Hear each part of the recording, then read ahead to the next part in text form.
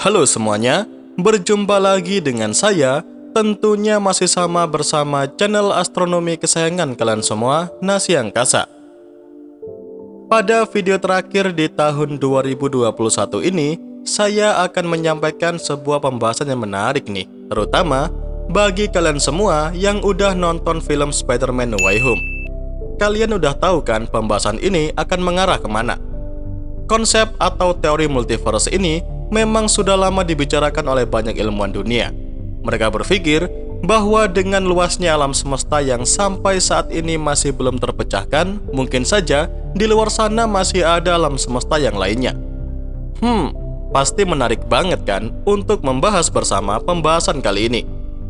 Oke, seperti biasa, daripada kalian semua penasaran, mari kita bahas bersama.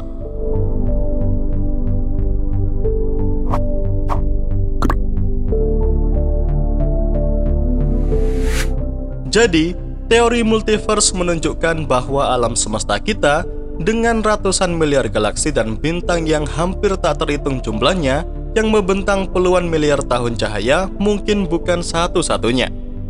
Sebaliknya, di luar sana mungkin juga ada alam semesta yang sama sekali berbeda dengan alam semesta yang kita ketahui saat ini. Ya, untuk saat ini, semua kemungkinan mengenai alam semesta masih berlaku ya, seperti kemungkinan adanya alam semesta yang tak terhingga dengan hukum fisikanya sendiri atau bahkan malah mungkin memiliki peradaban cerdasnya sendiri.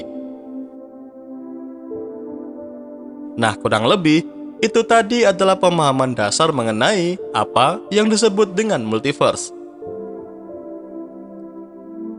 Konsep multiverse ini muncul dalam beberapa bidang fisika, tetapi contoh yang paling menonjol berasal dari sesuatu yang disebut sebagai teori inflasi. Teori inflasi ini menggambarkan peristiwa hipotesis yang terjadi ketika alam semesta kita masih berusia sangat-sangat muda. Dalam waktu yang sangat singkat, alam semesta mengalami periode ekspansi yang cepat atau mengembang menjadi banyak urutan alam semesta yang besar dari ukuran sebelumnya. Nah, kemudian, inflasi alam semesta kita diperkirakan telah berakhir sekitar 14 miliar tahun yang lalu. Namun diperkirakan juga, periode inflasi ini tidak berakhir di mana-mana pada waktu yang sama.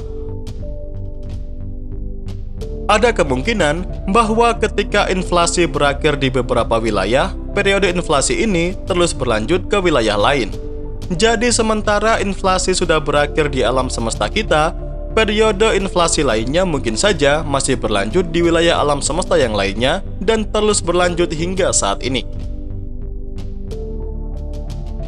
Nah, dalam skenario yang disebut sebagai inflasi abadi ini, setiap alam semesta akan muncul dengan hukum fisikanya sendiri, kumpulan partikelnya sendiri, pengaturan gayanya sendiri, dan nilai konstanta fundamentalnya sendiri. Dengan skenario itu tadi, inilah yang mungkin menjelaskan mengapa alam semesta kita memiliki sifat-sifat tersebut, terutama beberapa sifat yang sulit dijelaskan dengan fisika dasar, seperti adanya materi gelap atau konstanta kosmologis lainnya. Atau dengan kata lain, jika multiverse ini ada, maka kita akan memiliki konstanta kosmologis yang acak di alam semesta yang berbeda. Dan itu hanya kebetulan bahwa yang kita miliki saat ini mengambil nilai yang dapat diamati dan dipelajari di alam semesta kita saat ini. Berlanjut, ke bukti terbesar dari multiverse adalah bahwa kehidupan itu ada. Khususnya kehidupan cerdas yang mampu untuk melakukan pengamatan kosmologis. Beberapa aspek tertentu dari alam semesta kita ini tampak istimewa dan penting untuk dapat mendukung kehidupan, seperti umur panjang bintang, kelimpahan karbon, ketersediaan cahaya untuk fotosintesis, dan stabilitas inti kompleks. Tetapi semua penjelasan ini tidak masuk akal jika terjadi pada alam semesta acak. Kenapa begitu? Karena penjelasan mengenai multiverse ini hanya menawarkan satu penjelasan saja mengapa semua fitur ini menguntungkan di alam semesta kita saja.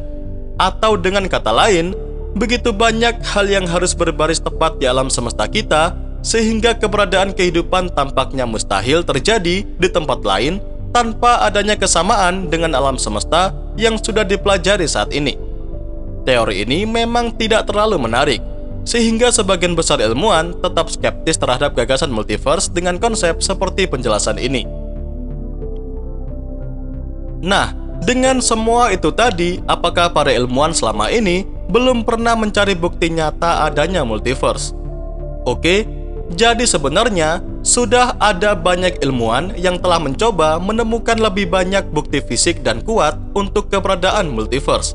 Misalnya, jika ada alam semesta tetangga dekat dengan alam semesta kita sejak lama, alam semesta itu mungkin saja sudah bertabrakan dengan alam semesta kita dan menciptakan jejak yang dapat dideteksi. Jejak itu bisa berupa bentuk distorsi pada latar belakang gelombang mikrokosmik atau dalam anomali galaksi yang aneh ke arah bekas tabrakan. Tetapi semua jenis pencarian ini masih nihil, sehingga multiverse saat ini tetap menjadi hipotesis dari para ilmuwan semata.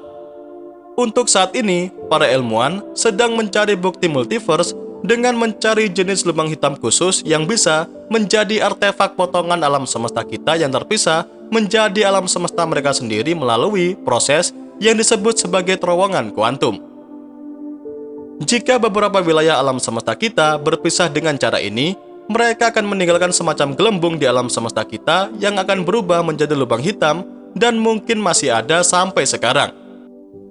Jadi dengan melakukan pendeteksian potensial pada lubang hitam ini, kemungkinan akan dapat menunjukkan keberadaan multiverse.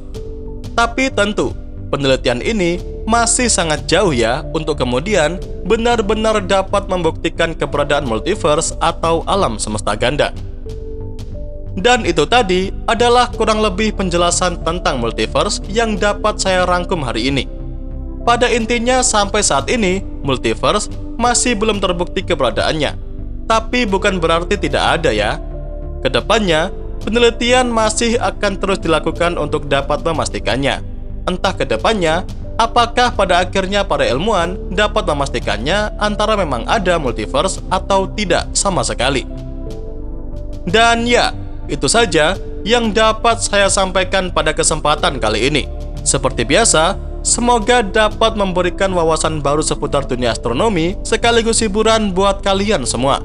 Jangan lupa ya, kedepannya masih akan ada banyak lagi pembahasan menarik mengenai dunia astronomi yang akan saya sampaikan. Dan tentunya bakal sayang banget buat kalian lewatkan. So, tetap stay tune terus ya bersama kami Nasi Angkasa Media Astronomi Indonesia.